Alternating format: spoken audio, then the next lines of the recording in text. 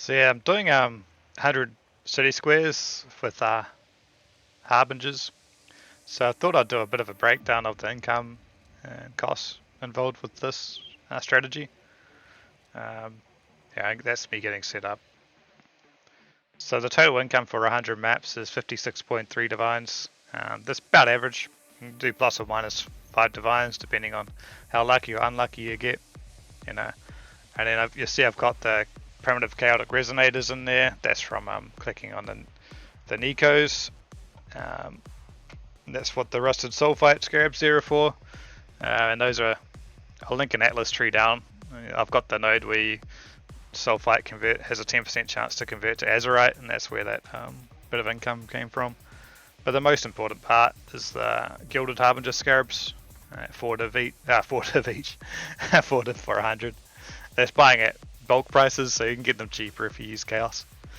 And then obviously the mysterious harbinger compass is the biggest thing as well. So 3.8 div. You can use 25 or whatever other compasses. Good ones are bodyguards. So I used to always use those. Changed to fire and magic pack size and gloom. So I've got a lot of atlas nodes in my atlas tree. So gloom shrine's great for that because it increases your shrine duration by 50%. 50%, sorry, which is like it means when you click a atlas, when you click a shrine, it goes for 2 minutes sometimes, like 1.5, 2 minutes. So it's pretty good. And then I've got fire because I do fire damage, and I wanted to do more fire damage to the monsters.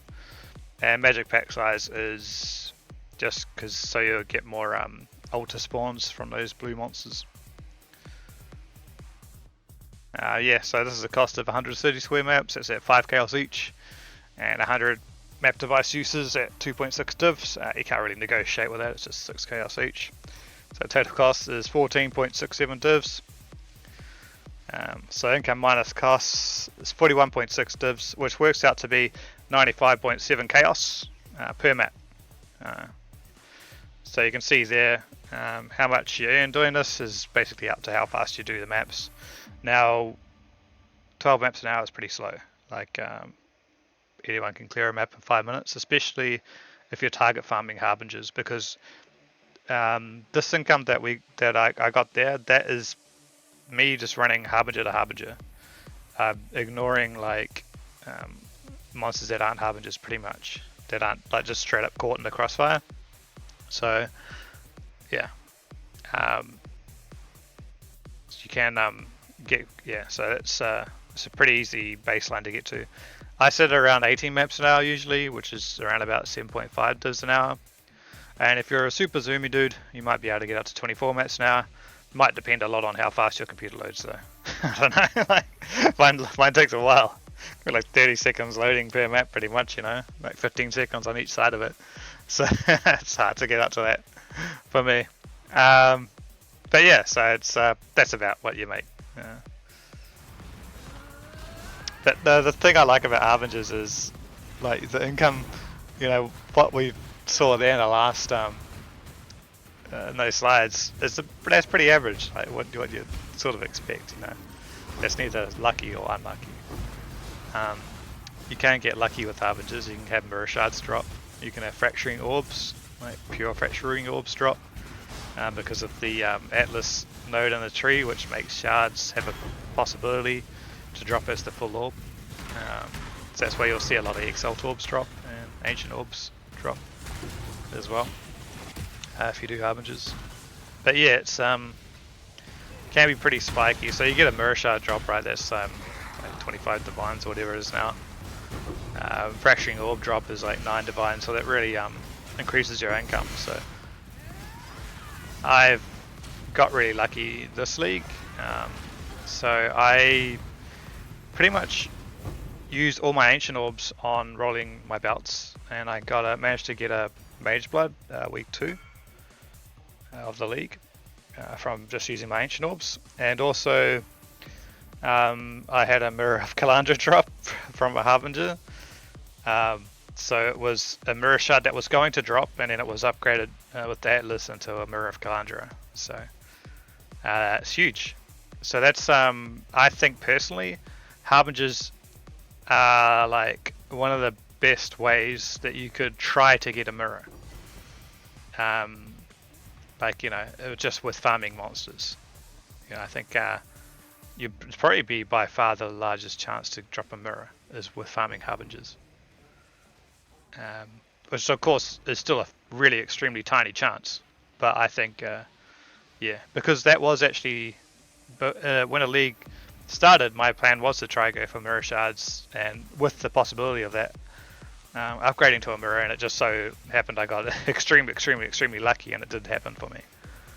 But yeah, anyway. So it's and it is very rare for mirror shards to drop. Probably, if I had to guess, because I haven't really kept track of all the maps I run, it's probably one every 400 maps, maybe mirror shards. Maybe a bit more, maybe 500 maps. So yeah, and that's with like 8 harbingers per map. So yeah, fraction orbs are about 4 times more common, I find, than the mirror shards. So, but that's that's pretty.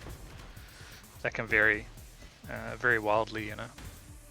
I've had 2 fraction orbs drop in back-to-back maps before, so that was crazy. But yeah, then obviously a massive drought after that. But yeah, no, that's what's so exciting about Harbingers. You might have seen me go on a trial before, so I've got the improved trials on the Atlas as well. So there's a 1 in 3 chance to get like 1.5 divine. Always good if you're zooming and doing a lot of maps because they come out quite a bit. So yeah, this is basically a rushing map strategy, like a map rushing kind of strategy, but you just rush Harbingers. Because Harbingers slow down so much that you can't really let anything else slow down too much. But yeah, I'm going to leave you with Pass Steady to gamble all the ancient orbs away.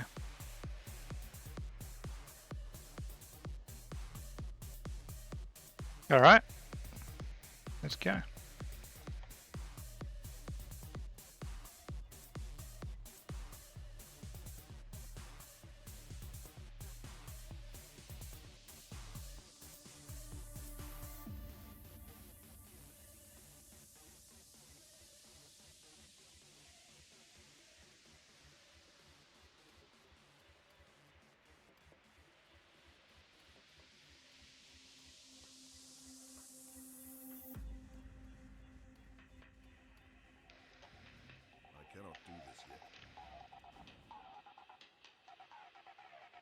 And the Voidborn.